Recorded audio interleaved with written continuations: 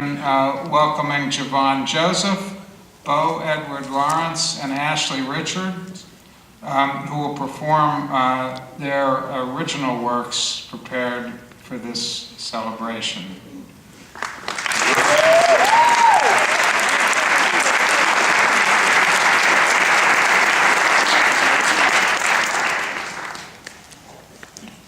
My name is Javon Joseph, and I will be performing my own poem titled Fueling My Fire. My name is Bo Edward Lawrence, and I'm going to be performing my own poem as well, called Slave Education. My name is Ashley Richards. I will also be performing my original poem, Because of You. Fueling my fire. For it was once said, them colored folk can never be above us, for they're nothing but ignorant and apes. No, you, sir, please excuse my behavior, are nothing but ignorant of the truth. For you see, I walk down the sardine-packed streets of New York City, head looking high admirably at the skyscrapers, briefcase in one hand, jacket in the other, turning right down Wall Street, of course. 8 years of primary school, 4 years of secondary school, plus a high school diploma. 4 wonderful years at my university with a college degree. What, sir, do you have? Absolutely nothing. For those words that you said those many, many years ago has shaped me to be who I am today. So why? As a black male, I feel so underrated, even from my own brothers. Maybe it's because we call each other nigga because we are too ashamed and ignorant to comprehend that we were once enslaved by the very word nigga. My brother, far down your ancestry, your great-great dear auntie watches over thee ashamed and disgraced. The very freedom she earned through all of her pain, I promise you, if she could, she would lynch you by your own chain, but she won't. Hurt like stepping on a thumbtack. Failed education because marijuana became your new cologne. Blacks dropping out of school to chase a street dream. I mean, we all try to get whips and chains, but I can bet you your great auntie suffered from the same thing. Don't be clouded from the smoke from the black, because remember, brother, you're black, and education, you need that. In slavery, they were afraid to educate a black man, afraid of what vast secrets can be released. I stand before you today asking, are we still enslaved as we were hundreds of years ago? Bound, caged from light like a caged dog on a Sunday night? Wow, why did we give up our dreams? Dreams of becoming strong, educated, and free. Education was always the key. Or maybe society has advanced so far and made it seem like we've been locked out. But in reality, we have become too weak to pick up the key. But why? Why are we so weak?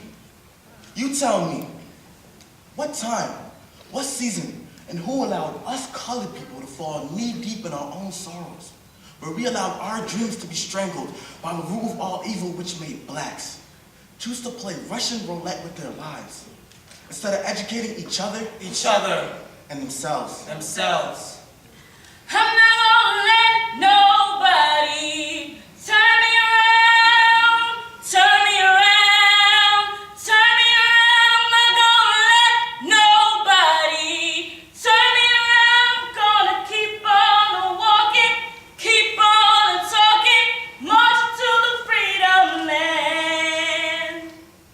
My discovery, my independence, and my dream. No longer will I let people push me around and tell me I'm not worth it. No longer will I be judged based off the color of my skin, but instead based off my intelligence and the love and joy that I have within. It was his discovery that brought tears to my eyes. It was his dream and his vision that came to pass. I now let them all be ashamed, for I have made it this far, and I have proved them all wrong. For it was because of you and your words, Dr. King, that I have arrived.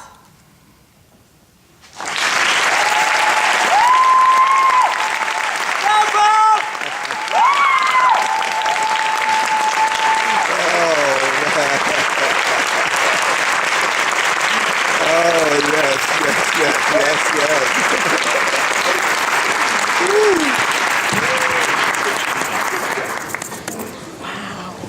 Wow.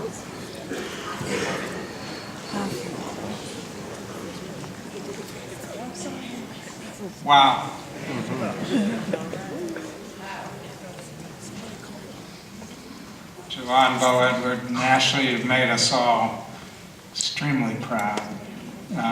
Your performance was impressive, thought-provoking, moving, disturbing, reassuring, and very hopeful.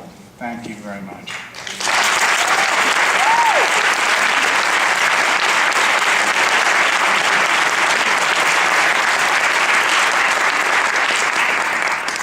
So I hate to do this to you, Willie, but your job now is to follow that. It's my pleasure to introduce our keynote speaker today, Maestro Willie Anthony Waters. Willie is an icon in the greater Hartford arts world and beyond.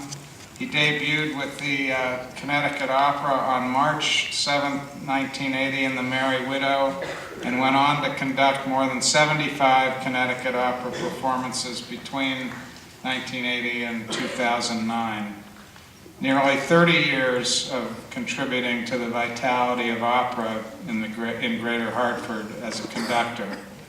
In his last decade with the Connecticut Opera, he served as the general and artistic director as well.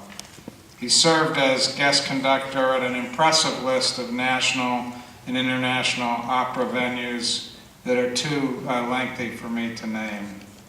In 2004,